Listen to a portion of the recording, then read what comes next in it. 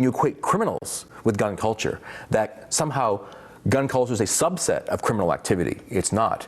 We are the best Canadians, hands down. When's the last time you had a background check? Gun culture. Events south of the border have had a lot of people talking about it recently. And tonight you'll meet an Ontario gun owner on a mission to educate Canadians about this country's gun culture, one he believes is under threat from those who simply don't understand firearms or their owners. And he wants to bring Canada's culture out of the shadows. The National's Mick Purdon has never fired a gun, so we sent him off to the shooting range. Everybody got their bullets? You may pick up a rifle. Prove that rifle to be safe. You may take that rifle to the line. Friday evening at the East Elgin Sportsman Club near London, Ontario. I've been invited here to witness something that in Canada usually stays hidden, the culture of guns. John Evers runs things here. He admits not everyone in his club wanted us around. But he believes if gun owners stay hidden, their culture, as he puts it, won't survive. I have the right to be here. I have the right to have my guns. My culture's at stake. They want me gone.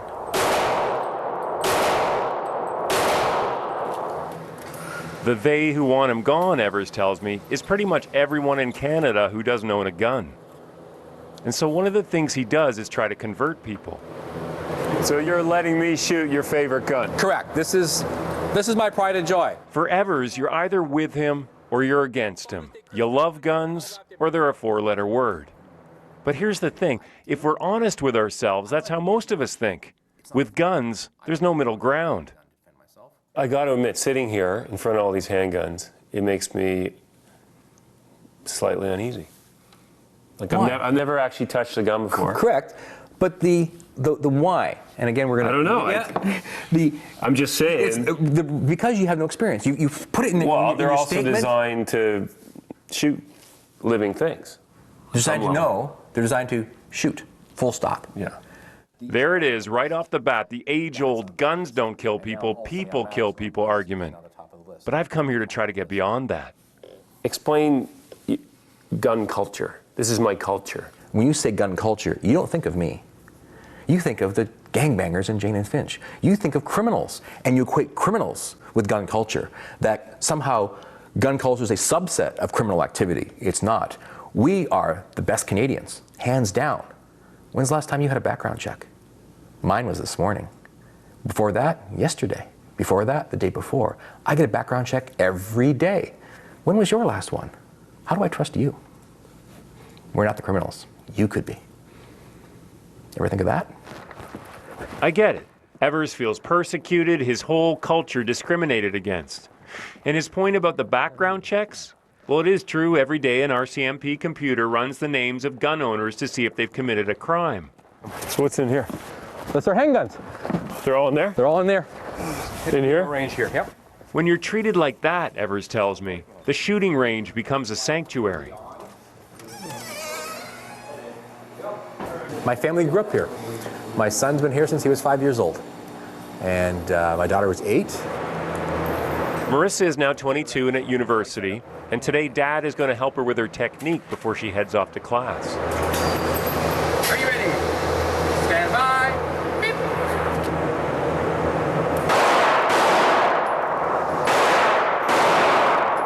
You start up firm, and then you got way too much knee. Way too much knee. So it's like that, okay? It's passing on that passion. It's spending quality time with your daughter in a one-on-one at a sport you enjoy and she enjoys. But for Marissa, it's not that simple. She tells me she pays a price for her sport. I have guns, I don't have friends. What do you mean you have guns but you don't have friends? People do not want to be my friend because I shoot guns. I am a firearms enthusiast. And people, especially now that I've gone to university, want nothing to do with me because they're afraid of what I do.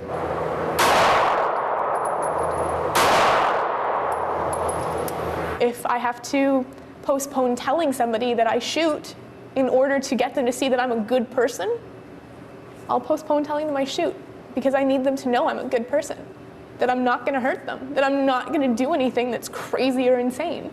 Are you ready? Stand by. Beep. It turns out Marissa's dad had no idea she felt that way. It's like porpoise, but it's like she's kept a secret from me that she was hurting and not telling me that she was hurting. And she was hurting because of the reality that I brought her up in. If she were brought up in any other family, if she were a child of soccer parents or hockey parents, she would not be feeling like that, would she? So there's some guilt in my mind. It also invigorates me to change that reality.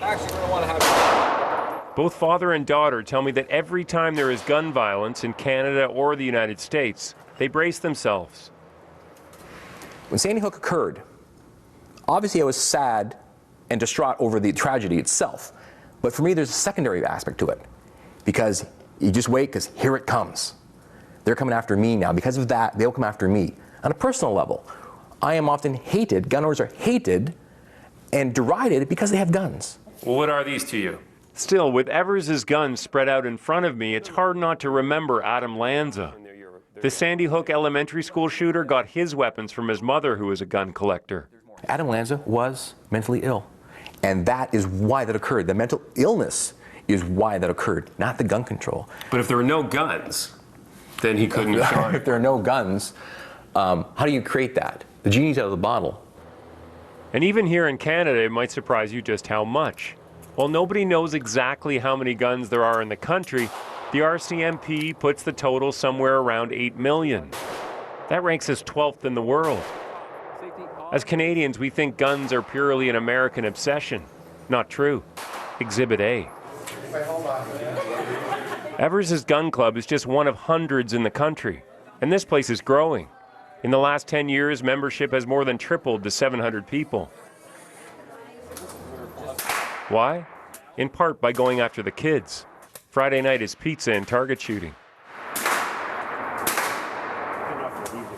Why don't you play hockey? Oh, this is better How? because you can get to shoot things. Darlene Allen has 2 little girls in the gun club. Her point is that shooting is actually safer than other sports. But she also knows that most people don't get it. Always the adrenaline, the violence, the anger that there comes with shooting when you see it in a movie or something. But this isn't the type of shooting we're talking about, right? We're not talking about taking it out on somebody, taking out your anger. We're talking about letting your anger go and trying to do something and hit a target and be precise. But it's not just in movies where guns kill people, it's in real life. Just down the road from here in Toronto, 4 kids have been shot and killed since the new year. But for gun lovers, it seems sometimes the connections are hard to see. For example, the gun used to kill the children at Sandy Hook Elementary in Connecticut, the AR-15, is the same gun Evers uses in his competitions. So Adam Lanza used a gun like that, is that right? Correct. To shoot the kids. Correct. Does that change this gun when you hold it at all? To know that it...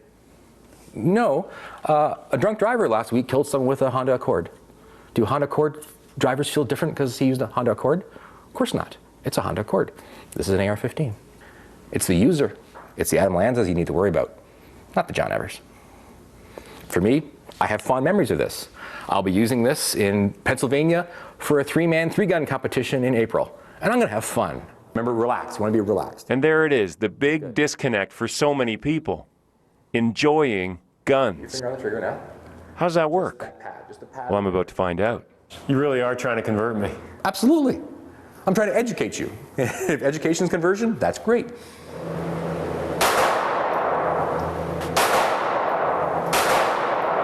Look at that. That is fairly impressive, actually. I'd say of the people I've taught to shoot, you would be in the top 10. I'd hoped you were worse. We move on to a more powerful gun, one you've probably heard of, the .357 Magnum. Gun lovers will tell you this is one that gets people hooked. Yep, there you go.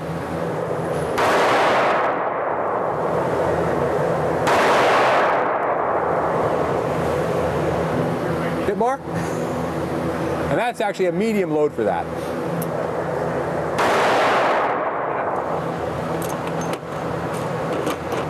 How was that? Yeah, I mean, it's It's pretty intense. Yeah, It's tiring on the arms. exactly. It's a heavy You gun. feel like you can't hear the smell. It's like a surge of violent power. It's sort of power. There's no violence. Experience. You need more. After an hour of shooting, I'd had enough. I didn't convert. But I'm just one of many that Evers has worked on. He tells me no matter where he is, he's, well, preaching. Even the other day when he stopped to help a stranger change a tire on the side of the highway. She offered to pay me money. And again, that's not right. I'm doing it because I'm a nice guy. So all I did was turn to her and say, no money required. Just know that a handgun owner was nice to you today. I wanted to know that I'm a nice guy and gun owners are nice people and move on from there. You feel that downtrodden. Yes. I feel that victimized, I guess is where it comes from. That I'll fight back in any little way I can. And it comes back to one mind at a time. If that's what it takes, I'll do it. I'll go door to door across Canada if need be to say, hi, I'm John, I'm a gun owner, I'm a nice guy. Give me a chance. I'm not sure that's going to work in a country so distrustful of guns. But I give Evers credit for stepping out of the shadows. Nick Purdon, CBC News, London, Ontario.